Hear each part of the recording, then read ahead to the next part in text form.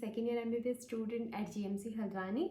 Welcome to my channel. Thank you so much for visiting. I wish for your good health and well-being. So in today's video, I'm going to talk how you can score 350 plus in NEET biology. So for NEET, आपको NCERT बहुत अच्छे से पढ़नी है, अच्छे से पढ़नी है, अच्छे से पढ़नी है, ये आपको सब बोलते हैं। लेकिन NEET NCERT जो होती है वो अच्छे से पढ़ने के साथ साथ समझ के पढ़ना बहुत ज़्यादा ज़रूरी होता है। NCERT ना हर एक बच्चा पढ़ता है, बायोलॉजी की खासकर। जितने भी आप नीट एस्पिरेंट ले लो, हर एक को आप देखोगे वो नीट की बायोलॉजी की जो NCERT बुक होती है उसी को रट रहा होता है। लेकिन समझ के पढ़ने वाले बहुत कम होते हैं। समझ के पढ़ने का मेरा मतलब है कि हर एक लाइन का मीनिंग आपको पता होना चाहिए, क्योंकि जो नीट का जो पेपर होता है ना वो लाइन टू लाइन NCERT की लाइन से उठ के आ जाता है। तो अगर आपको ना उसको रटने से ज़्यादा आप अगर समझने पे ध्यान दोगे तो एट द एंड आपको अगर क्वेश्चन कहीं से भी उठ के आ जाए तो आपको पता होगा कि इसका आंसर क्या है। अगर आप NCERT को अगर आप अच्छे से 2-3 बार 4 बार भी पढ़ रहे हो वो ज़्यादा बेटर है। आप अगर उसको 10 बार रट के बस लाइन टू लाइन बस रीडिंग मार रहे हो, उससे अच्छा है कि आप अगर आप उसको 3-4 बार भी अगर अच्छे से समझ के पढ़ रहे हो वो आपको ज़्यादा स्कोरिंग होगा आपके लिए एज़ कम्पेयर टू अगर आप 10 बार भी पढ़ रहे हो उसको और आप समझ के नहीं पढ़ रहे हो। मोस्टली ऐसे बच्चों को लगता है जो भी नीट की प्रिपरेशन कर रहे होते हैं कि बायोलॉजी के लिए टीचर की ज़रूरत नहीं होती है, हम सेल्फ स्टडी करके ही नीट क्रैक मतलब नीट में बायोलॉजी में बहुत अच्छे मार्क्स ला सकते हैं, क्योंकि जो भी नीट के एस्पिरेंट्स होते हैं ना तो उनकी बायोलॉजी तो अच्छी होती ही है। बट जब भी ना आप देखोगे, मैं भी अपनी फर्स्ट जॉब तक यही सोचती थी कि मैं बायोलॉजी खुद से पढ़ लूँगी। और मेरी बायोलॉजी ना, मैं नीट के लिए प्रिपेयर कर रही थी, फिर भी मेरी बायोलॉजी उतनी स्ट्रॉन्ग थी नहीं, क्योंकि मैंने किसी अच्छे टीचर से समझ के कभी पढ़ा ही नहीं। इन माई सेकेंड जॉब मुझे इतनी अच्छी मैम मिली जिनको मैंने पहले भी आपसे बताया है, डिस्कस किया अपने वीडियोस में, जो कि हैं रितु रत्तेवाल मैम। उन्होंने मुझे बायोलॉजी इतने अच्छे से पढ़ाई ऑनलाइन, तो मुझे मतलब बायोलॉजी का असली मीनिंग जो भी हर एक चैप्टर में क्या बोल रहा है, हर एक लाइन क्या बोल रही है NCERT की, मुझे इतने अच्छे से समझ आ गई कि कोई भी मैं क्वेश्चन करती थी तो मुझे आता था उसका आंसर। तो जितना अपने से पढ़ सकते हो उतना आप पढ़ो। लेकिन अगर कोई टीचर आपको आपके बैचेस में पढ़ा रहा है तो प्लीज़ उनको भी, उनके लेक्चर्स भी लगाओ। उनसे आपको बहुत कुछ सीखने को मिलेगा कि बायोलॉजी को कैसे पढ़ना है, और आपके लिए बहुत आसान हो जाएगी बायोलॉजी को पढ़ना, NCERT को समझना। वैसे तो मैंने बायोलॉजी के बनाए नहीं थे, लेकिन अगर आप चाहो, अगर आपका कोई टीचर पढ़ा रहा हो तो आप नोट्स बना सकते हो। मोस्टली मैं क्या करती थी कि NCERT ही पढ़ती थी। जब कोई भी टीचर पढ़ा रहा होता तो उनको अंडरलाइन करती थी।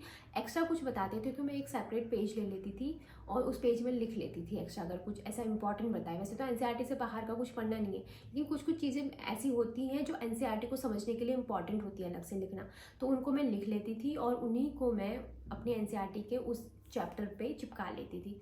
तो अगर मेरी आप NCERT देखोगी ना, अगर वो इतनी पतली है तो मेरी बन के इतनी मोटी हो गई है, क्योंकि मैंने बीच बीच में उसमें वो पेजेस चिपकाए हुए हैं। और वो भी ऐसे नहीं कि एक्स्ट्रा कुछ लिखा हुआ है उसमें, वो ऐसी चीज़ें हैं जो कि मुझे जो NCERT में दिया हुआ है उसको समझने में हेल्प करती है। मैं बोलूँगी कि मोस्टली मैं अदर सब्जेक्ट के लिए, जैसे फिजिक्स केमिस्ट्री के लिए, मैं कोई अदर बुक रिकमेंड नहीं करती क्वेश्चन करने के लिए। लेकिन मोस्टली ऐसा होता है कि बायोलॉजी में टीचर जो आपको पढ़ा रहा हो वो इतने ज़्यादा क्वेश्चंस कराता नहीं है। तो अगर आपको अदर बुक्स लेनी हो, अगर NCERT छोड़ के क्वेश्चन करने के लिए NCERT के क्वेश्चन भी लगाना है, अगर उसके अलावा DPPs के अलावा अगर आपको कोई एडिशनल अगर कोई क्वेश्चन के लिए लगानी हो बुक, तो आप MTG ले सकते हैं, दिशा पब्लिकेशन की बुक ले सकते हैं। इनको मुझे किसी ने भी मतलब मुझे एडवर्टीजमेंट के लिए कुछ चार्जेस नहीं किया है, अपने मन से बता रही हूँ, क्योंकि मैंने MTG लगाई थी मोस्टली। तो आप MTG ले सकते हो, दिशा ले सकते हो, इससे आपको हेल्प होगी, आप क्वेश्चन अच्छे से सॉल्व कर सकोगे।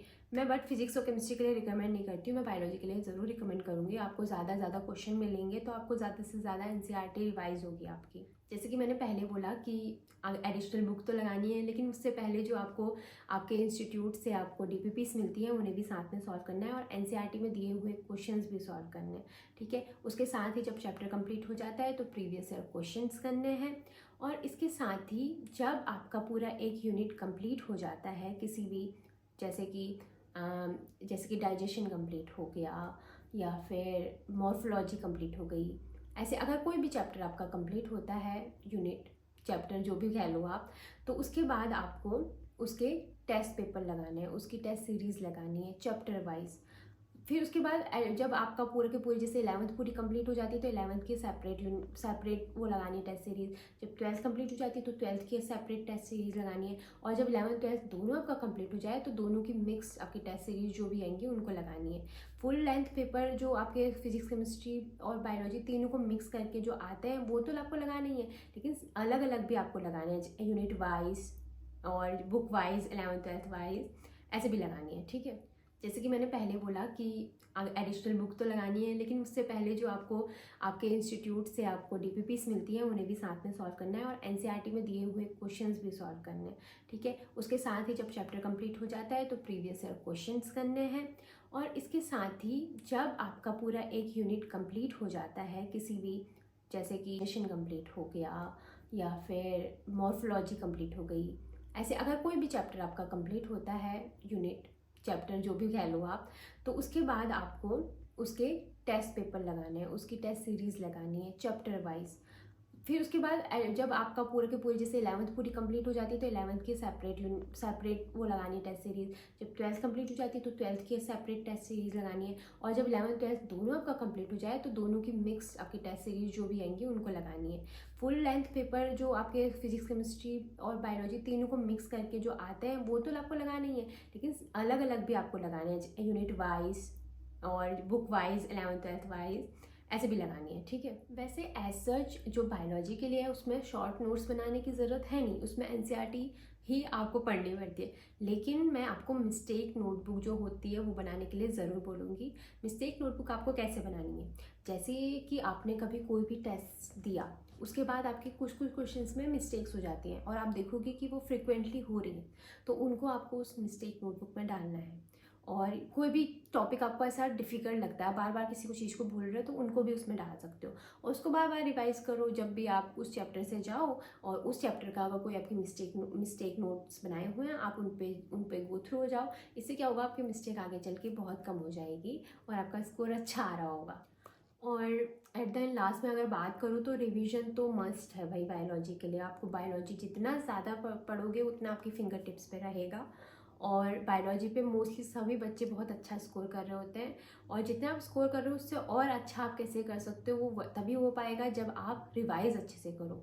हर एक चैप्टर का रिवीजन आपका एक हफ्ते में एक बार तो होना ही चाहिए, और जितनी बार आप रिवाइज करोगे उतनी बार आप देखोगे कि आपके रिवीजन का टाइम, उस चैप्टर को रिवाइज करने का टाइम कम होता जाएगा।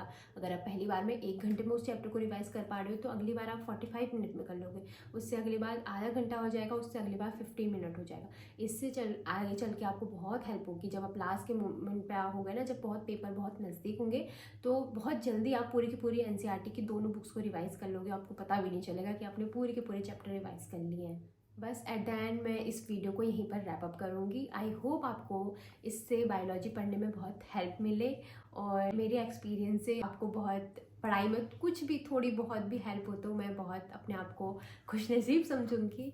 और आप में से बहुत सारे बच्चे मुझसे पूछते हो कि मेरी इंस्टा आईडी क्या है, वो मैं इस वीडियो के डिस्क्रिप्शन बॉक्स में दे दूँगी। आपको कोई भी क्वेरी हो आप मुझसे मैसेज करके पूछ सकते हो, मैं उसमें आपका आंसर करने का ट्राई करूँगी और मैं उसमें करती भी हूँ मैसेज का आंसर, और आप मुझे डीएम कर सकते हो उसमें। और अगर आपको कोई क्वेरी हो तो आप कमेंट सेक्शन में भी पूछ सकते हो, उसमें भी मैं आंसर कर देती हूँ अगर मैं कर पाती हूँ तो। और अगर कोई भी और नए टॉपिक पे आपको वीडियो चाहिए तो कमेंट सेक्शन आपका ही है, आप मुझसे बोल सकते हो कि आपको इस टॉपिक पे हेल्प चाहिए, मैं पक्का वीडियो बनाने का ट्राई करूँगी। अगर आपने इस वीडियो को लास्ट तक देखा है तो थैंक यू सो मच। जल्दी मिलते हैं एक नई वीडियो के साथ, टिल देन बाय। और हाँ, इस वीडियो को लाइक करना मत भूलना और लास्ट में कमेंट भी करना, ठीक है। और अगर आप पहली बार मेरे चैनल पे आए हो तो प्लीज़ सब्सक्राइब भी करके जाना, ठीक है। तो जल्दी मिलते हैं एक नई वीडियो के साथ, टिल देन बाय।